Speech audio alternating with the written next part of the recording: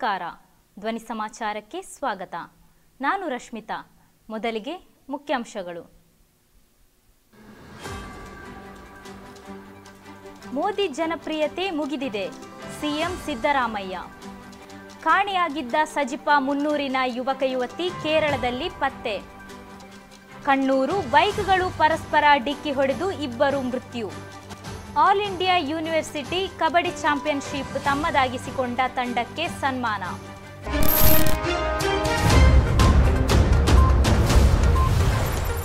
ಪ್ರಧಾನಿ ನರೇಂದ್ರ ಮೋದಿ ಜನಪ್ರಿಯತೆಯ expiry date ಮುಗಿದು ಹೋಗಿದೆ.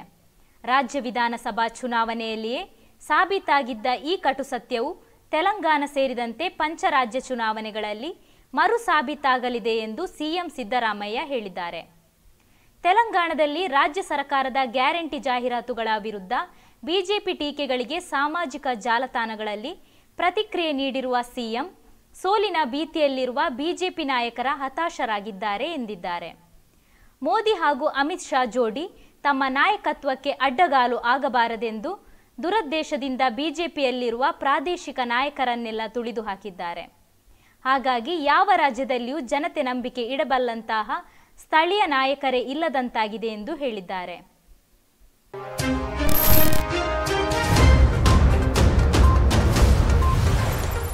ಕೇಂದ್ರ ಸರ್ಕಾರದ ಯೋಜನೆ ಬಗ್ಗೆ ಸಮಗ್ರ ಮಾಹಿತಿ ನೀಡುವ ಕಾರ್ಯಕ್ರಮ ಇಂದು ಬೆಳಗ್ಗೆ 10 ಗಂಟೆಗೆ ಗೋವಿಂದ ಪೈ ನಿವಾಸದ ಎದುರಿನಲ್ಲಿ ಜರುಗಿತು. ಹಾಗೂ ಪ್ರಧಾನಿ ನರೇಂದ್ರ ಮೋದಿ ಆನ್ಲೈನ್ ಮೂಲಕ ಮಂಜೇಶ್ವರ ಜನತೆಯನ್ನು ಉದ್ದೇಶಿಸಿ ಮಾತನಾಡಿದರು. ಈ ಸಂದರ್ಭದಲ್ಲಿ ಎಲ್ಲ ಇಲಾಖೆಯ ಅಧಿಕಾರಿಗಳು, ಮಂಜೇಶ್ವರ ಮಂಡಲದ ಬಿಜೆಪಿಯ ಎಲ್ಲ ಸದಸ್ಯರು, ನೇತಾರರು उपस्थिति इद्ದರು. लोग बड़ी संख्या में इस यात्रा का हिस्सा बन रहे हैं और जन भागीदारी से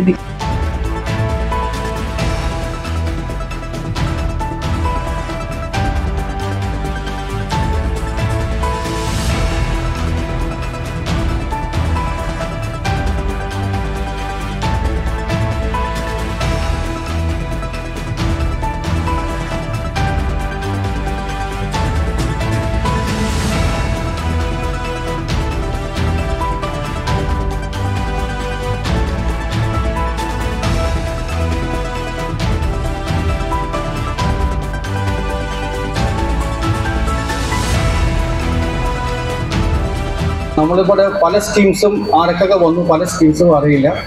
അതിനെപ്പറ്റി വിശദമായിട്ട് ഇവിടെ സ്ക്രീനിൽ വരും. ഇപ്പോൾ ആദ്യമായിട്ടൊരു സന്തോഷം പറയാണ്, മറ്റുള്ള സ്ഥലങ്ങളിലൊന്നും നമുക്ക് ഈ ബാൻ കൊണ്ടുവരാൻ പറ്റില്ല. ഇവിടെയാണ് നമ്മൾ ആദ്യമായിട്ട് ഈ ബാൻ കൊണ്ടുവരുന്നത്. അതെ, പിന്നെ ഇന്നത്തെ അതിനേക്കാട്ടും ഒരു സന്തോഷകരമായ കാര്യം, ഇന്ന് 11 മണിക്ക് നമ്മുടെ ബഹുമാനപ്പെട്ട പ്രധാനമന്ത്രി നരേന്ദ്രദാസ് മോദിജി ഈ ഇതിൽ ലൈവായിട്ട് നിങ്ങളുടെ എല്ലാവരും സംബന്ധിച്ചും 5 പേരെ അദ്ദേഹം ഇൻഡിവിജ്വലായിട്ട് ചെയ്യും. പക്ഷെ അത് കേരളത്തിൽ നിന്ന് ആരുമില്ല, ഇന്ത്യയിൽ നിന്ന് മൊത്തം 5 പേരെ സെലക്ട് ചെയ്തിട്ടുണ്ട്. അവർ സംസാരിക്കും. ആദ്യം കേരളത്തിൽ നിന്ന് ഉണ്ടെന്ന് പറഞ്ഞെങ്കിലും ചില സാങ്കേതിക തടസ്സങ്ങളുണ്ട്, കേരളത്തിൽ പറ്റിയില്ല.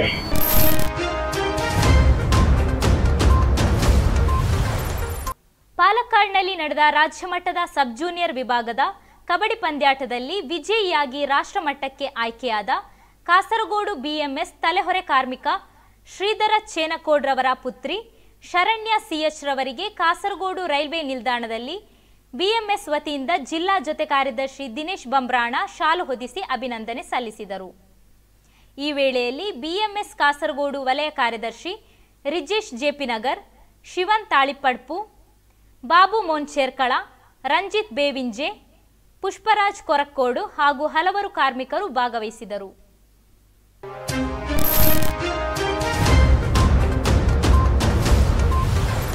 ಶಬರಿಮಲೆ ಯಾತ್ರಾರ್ಥಿಗಳಿಗೆ ಶೌಚಾಲಯ ನೀರನ್ನು ಬಳಸಿ ಅಡುಗೆ ಮಾಡುತ್ತಿದ್ದ ಅಬ್ದುಲ್ ಶಹೀಂ ಮಾಲೀಕತ್ವದ ಹೋಟೆಲ್ ಅಯ್ಯಪ್ಪ ಸೇವಾ ಸಂಘದ ತಪಾಸಣೆ ವೇಳೆ ಬೆಳಕಿಗೆ ಬಂದಿದೆ.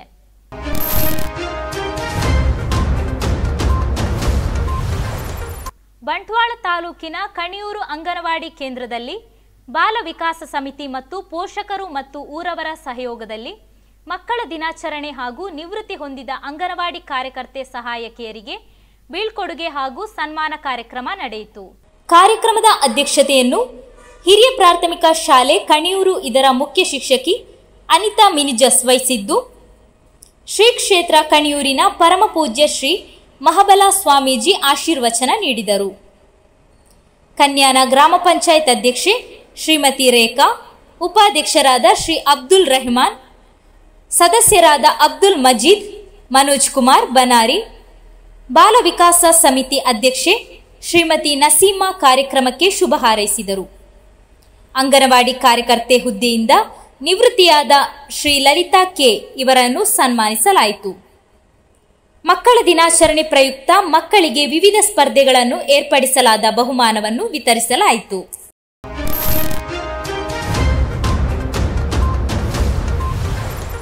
ಕಳೆದ 4 ದಿನಗಳ ಹಿಂದೆ ಸಜಿಪ ಮುನ್ನೂರು ಗ್ರಾಮದ ಉದ್ದೊಟ್ಟು ನಿವಾಸಿಗಳಾದ ಯುವಕ ಹಾಗೂ ಯುವತಿ ಒಂದೇ ದಿನ ಮನೆ ಬಿಟ್ಟು ತೆರಳಿದ್ದು, ಇದೀಗ ಅವರಿಬ್ಬರನ್ನು ಬಂಟ್ವಾಳ ಪೊಲೀಸರು ಕೇರಳದ ಕಾಂಜಂಗಾಡ್ನಲ್ಲಿ ಪತ್ತೆ ಹಚ್ಚಿ ಊರಿಗೆ ಕರೆತಂದಿದ್ದಾರೆ.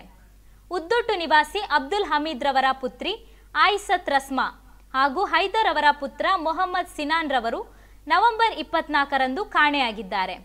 ಮನೆಯವರ ದೂರಿನಂತೆ ಹುಡುಕಾಟ ನಡೆಸಿದ ಬಂಟ್ವಾಳ ಪೊಲೀಸರು ಅವರಿಬ್ಬರನ್ನು ಕಾಂಜಂಗಾಡ್ನಲ್ಲಿ ಪತ್ತೆ ಹಚ್ಚಿ ವಿಚಾರಿಸಿದಾಗ ತಾವಿಬ್ಬರು ಪರಸ್ಪರ ಪ್ರೀತಿಸಿದ್ದು ಮದುವೆಯಾಗುವುದಾಗಿ ತಿಳಿಸಿದ್ದಾರೆ.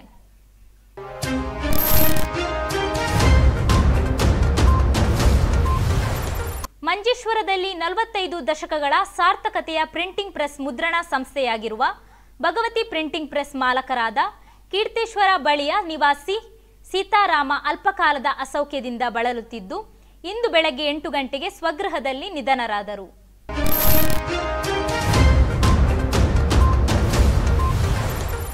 ಏಡ್ಸ್ ರೋಗಿಗಳ ಸಂಖ್ಯೆ ವರ್ಷದಿಂದ ವರ್ಷಕ್ಕೆ ಕಡಿಮೆಯಾಗುತ್ತಾ ಹೋಗುತ್ತಿದ್ದರೂ ದಕ್ಷಿಣ ಕನ್ನಡ ಜಿಲ್ಲೆಯಲ್ಲಿ ಇನ್ನೂ 10,431 ರೋಗಿಗಳು ಇದ್ದಾರೆ.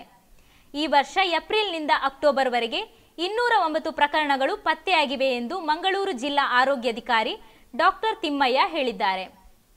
ಏಡ್ಸ್ ತಡೆ ದಿನಾಚರಣೆ ಅಂಗವಾಗಿ ಡಿಸೆಂಬರ್ 1ರಂದು ಬೆಳಗ್ಗೆ 7 ಗಂಟೆಗೆ ಬಾವುಟಗುಡ್ಡದಿಂದ ಎಸ್ಡಿಎಂ ಕಾನೂನು ಕಾಲೇಜಿನವರೆಗೆ ಜಾಥಾ ನಡೆಯಲಿದೆ. ಮೇಯರ್ ಸುಧೀರ್ ಶೆಟ್ಟಿ ಉದ್ಘಾಟಿಸುವರು.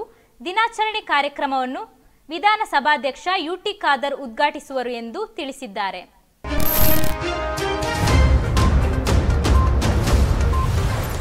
ಬೈಕ್ಗಳು ಪರಸ್ಪರ ಡಿಕ್ಕಿ ಹೊಡೆದು ಸಂಭವಿಸಿದ ಅಪಘಾತದಲ್ಲಿ ಇಬ್ಬರು ಮೃತಪಟ್ಟಿದ್ದಾರೆ. ಕೂತುಪರಂಬ ನೆರುವಳ್ಳಿ ತಿರುವಿನಲ್ಲಿ ನಿನ್ನೆ ಮುಂಜಾನೆ 12:30ರ ವೇಳೆ ಅಪಘಾತ ಸಂಭವಿಸಿದೆ. 2 ಭಾಗದಿಂದ ಆಗಮಿಸಿದ ಬೈಕ್ಗಳು ಪರಸ್ಪರ ಡಿಕ್ಕಿ ಹೊಡೆದಿವೆ. ತಾಹಾ ಹಾಗೂ ಮೊಹಮ್ಮದ್ ಸಿನಾನ್ ಮೃತಪಟ್ಟವರು.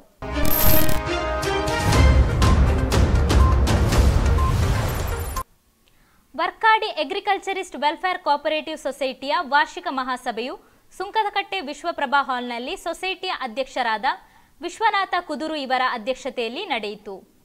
ಪಂಚಾಯತ್ ಅಧ್ಯಕ್ಷರಾದ ಹಾಗೂ ಆಡಳಿತ ಮಂಡಳಿ ಸದಸ್ಯರಾದ ಭಾರತಿ ಎಸ್, ಉಪಾಧ್ಯಕ್ಷರಾದ ಸುಂದರ ಜೋಗಿಬೆಟ್ಟು ಹಾಗೂ ಆಡಳಿತ ಮಂಡಳಿ ಸದಸ್ಯರು ಉಪಸ್ಥಿತರಿದ್ದರು. ಸೊಸೈಟಿಯ ಅಧ್ಯಕ್ಷರು ಮಾತನಾಡಿ, ವರ್ಕಾಡಿ ಅಗ್ರಿಕಲ್ಚರಿಸ್ಟ್ ವೆಲ್ಫೇರ್ ಕೋಆಪರೇಟಿವ್ ಸೊಸೈಟಿಯು ಸದಸ್ಯರಿಗೆ ರಿಸ್ಕ್ ಫಂಡ್ ಯೋಜನೆ, ಠೇವಣಿ ವಿಮಾ ಗ್ಯಾರಂಟಿ ಯೋಜನೆ, ತನ್ನ ಸದಸ್ಯರಿಗೆ ಕಡಿಮೆ ಬಡ್ಡಿ ದರದಲ್ಲಿ ಚಿನ್ನಾಭರಣ ಸಾಲ, ಜಮೀನು ಸಾಲ, ವಸ್ತು ಅಡಮಾನ ಸಾಲ, ಇನ್ನಿತರ ಸಾಲಗಳನ್ನು ಯೋಗ್ಯ ರೀತಿಯಲ್ಲಿ ಪೂರೈಸಲು ಪ್ರಯತ್ನಿಸುತ್ತಿದೆ ಎಂದರು. ಸೊಸೈಟಿಯು 2022-23ನೇ ವರ್ಷದಲ್ಲಿ 94 ಕೋಟಿ ವ್ಯವಹಾರ ಮಾಡಿದೆ.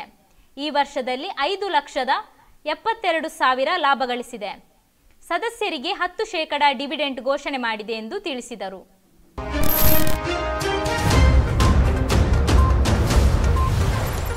ಶ್ರೀ ಸೂರ್ಯನಾರಾಯಣ ದೇವಸ್ಥಾನ ಶ್ರೀ ದೇವರಗುಡ್ಡೆ ಮಳಲಿ ನಿನ್ನೆ ಬೆಳಗ್ಗೆ 9:21ರ ಧನುಲಗ್ನ ಸುಮುಹೂರ್ತದಲ್ಲಿ ಶ್ರೀ ವೇದಮೂರ್ತಿ ಪೊಳಲಿ ಶ್ರೀ ಸುಬ್ರಹ್ಮಣ್ಯ ತಂತ್ರಿ ವೇದಮೂರ್ತಿ ಪ್ರಸನ್ನಾಚಾರ್ಯ ಇವರ ಉಪಸ್ಥಿತಿಯಲ್ಲಿ ಬಾಲಾಲಯ ಪ್ರತಿಷ್ಠಾಪನೆಯು ಬಹಳ ವಿಜೃಂಭಣೆಯಿಂದ ಜರುಗಿತು. ಸಾವಿರಾರು ಭಕ್ತ ಸಾಗರವು ಬಂದು ದೇವರ ಕೃಪೆಗೆ ಪಾತ್ರರಾದರು.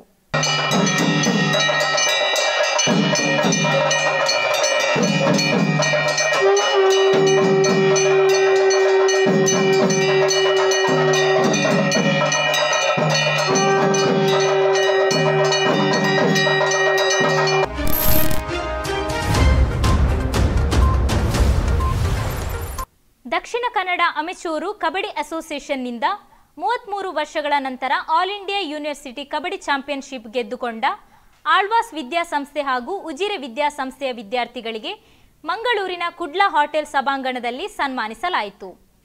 ಈ ಸಂದರ್ಭದಲ್ಲಿ ಆಳ್ವಾಸ್ ವಿದ್ಯಾಸಂಸ್ಥೆಯ ನಿರ್ದೇಶಕ ಮೋಹನ್ ಆಳ್ವಾರ್ ಅವರು 12 ಆಟಗಾರರಿಗೆ 5,000ದಂತೆ ಪ್ರೋತ್ಸಾಹ ಧನವನ್ನು ವಿತರಿಸಿದರು. ಈ ಕಾರ್ಯಕ್ರಮದಲ್ಲಿ ಗೌರವಾಧ್ಯಕ್ಷ ಅಮರನಾಥ್ ರೈ, ಅಧ್ಯಕ್ಷ ರಾಕೇಶ್ ಮಲ್ಲಿ, ಪದಾಧಿಕಾರಿಗಳು ಉಪಸ್ಥಿತರಿದ್ದರು.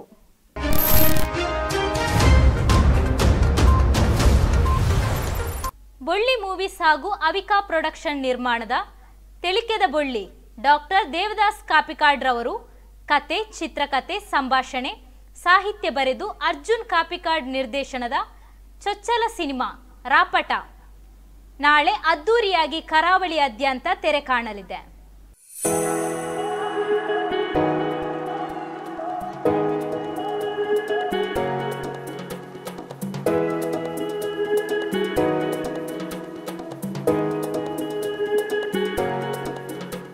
cinema nanji cinema la patuka night wanda so ekde cinema technically very strong cinema, character wise very strong cinema mandana pantina as a director inga confidence ಇದೆ. ekde cinema mast ekde cinema anu pantina inga ಗೊತ್ತಿದೆ sir ಎಲ್ಲಂಗ ದಾದಾ but I am very confident about the cinema.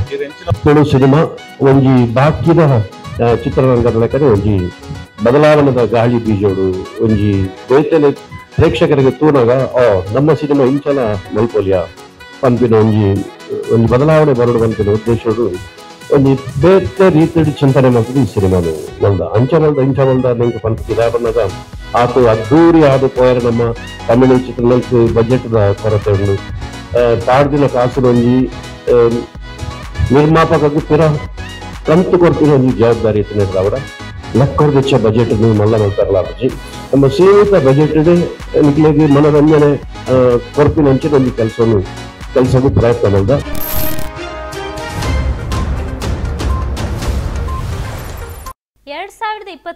ವಿಶ್ವಕಪ್ ಸೋಲಿನ ನಂತರ team ಇಂಡಿಯಾದ ಮುಖ್ಯ coach ಬದಲಾಗುತ್ತಾರೋ ಇಲ್ಲವೋ ಎಂಬ ಪ್ರಶ್ನೆಗೆ ಬಿಸಿಸಿಐ ಇದೀಗ ಉತ್ತರ ನೀಡಿದೆ.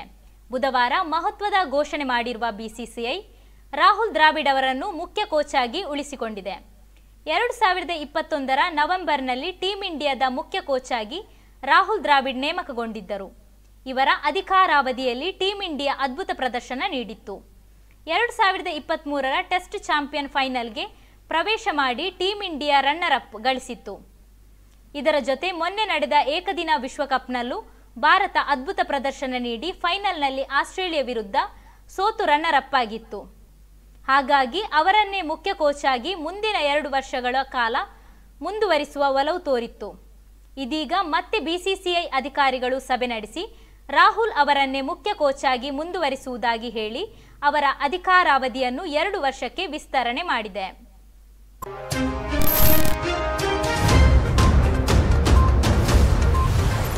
ಶಿವಶಕ್ತಿ ಫ್ರೆಂಡ್ಸ್ ಕ್ಲಬ್ ಪ್ರತಾಪ್ ನಗರ ಇದರ ಆಶ್ರಯದಲ್ಲಿ ಇಂದು ಬೆಳಗ್ಗೆ ಆಯುರ್ವೇದ ಔಷಧಿ ಶಿಬಿರ ಕಾರ್ಯಕ್ರಮ ಉದ್ಘಾಟನೆಗೊಂಡಿತು. ಶಿವಶಕ್ತಿ ಫ್ರೆಂಡ್ಸ್ ಕ್ಲಬ್ನಲ್ಲಿ ಆಯುರ್ವೇದ ಔಷಧಿ ಶಿಬಿರ ಇವತ್ತು ಬೆಳಗ್ಗೆ ಉದ್ಘಾಟನೆಗೊಂಡಿತು. ಶಿಬಿರದ ಉದ್ಘಾಟನೆಯನ್ನು ಐಲಶ್ರೀ ದುರ್ಗಾಪರಮೇಶ್ವರಿ ದೇವಸ್ಥಾನದ ಮುಕ್ತೇಸರರಾದ ಶಿವರಾಮ ಪಕಳ ಉಪ್ಪಳ ಉದ್ಘಾಟಿಸಿದರು. ವಾರ್ಡ್ ಸದಸ್ಯೆ ಸುಧಾ ಗಣೇಶ್ ಅಧ್ಯಕ್ಷತೆ ವಹಿಸಿದರು. ಮಂಗಲ್ಪಾಡಿ ಆಯುರ್ವೇದ ಡಾಕ್ಟರ್ ರಶ್ಮಿ ಮಾಹಿತಿ ನೀಡಿದರು. ಕ್ಲಬ್ಬಿನ ಅಧ್ಯಕ್ಷರಾದ ಗಣೇಶ್, ಆಯುರ್ವೇದ ಫಾರ್ಮಸಿಸ್ಟ್ ಶ್ರುತಿ, ಸಿಬ್ಬಂದಿ ಉಷಾ ಹಾಗೂ ಕ್ಲಬ್ಬಿನ ಸದಸ್ಯರು, ನಾಗರಿಕರು ಶಿಬಿರದಲ್ಲಿ ಭಾಗವಹಿಸಿದರು.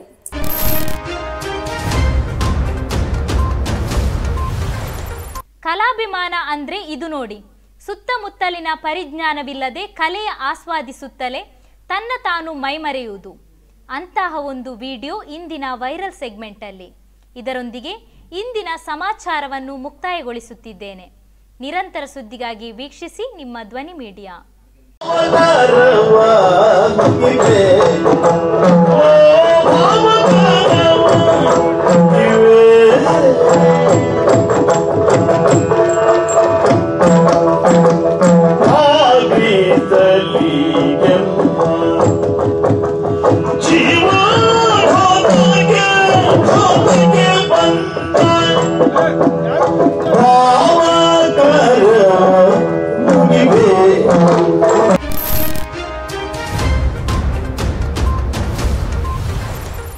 ನಿಮ್ಮ ನೆಚ್ಚಿನ ಧ್ವನಿ ಮೀಡಿಯಾ ಆಪ್ ಇದೀಗ ಗೂಗಲ್ ಪ್ಲೇಸ್ಟೋರ್ನಲ್ಲಿ ಲಭ್ಯವಿದೆ.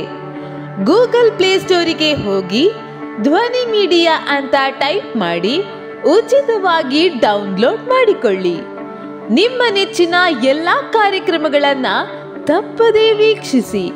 ಯೂಟ್ಯೂಬ್ನಲ್ಲಿ ಧ್ವನಿ ಮೀಡಿಯಾ ಅಂತ ಟೈಪ್ ಮಾಡಿ ಸಬ್ಸ್ಕ್ರೈಬ್ ಮಾಡಿಕೊಳ್ಳಿ. ಧ್ವನಿ ಮೀಡಿಯಾವನ್ನ ಫೇಸ್ಬುಕ್, ಇನ್ಸ್ಟಾಗ್ರಾಮ್ ಹಾಗೂ ಟ್ವಿಟರ್ಗಳಲ್ಲೂ ವೀಕ್ಷಿಸಬಹುದಾಗಿದೆ. ಧ್ವನಿ ಮೀಡಿಯಾ, ನಿಮ್ಮ ಧ್ವನಿಗೆ ನಮ್ಮ ಧ್ವನಿ.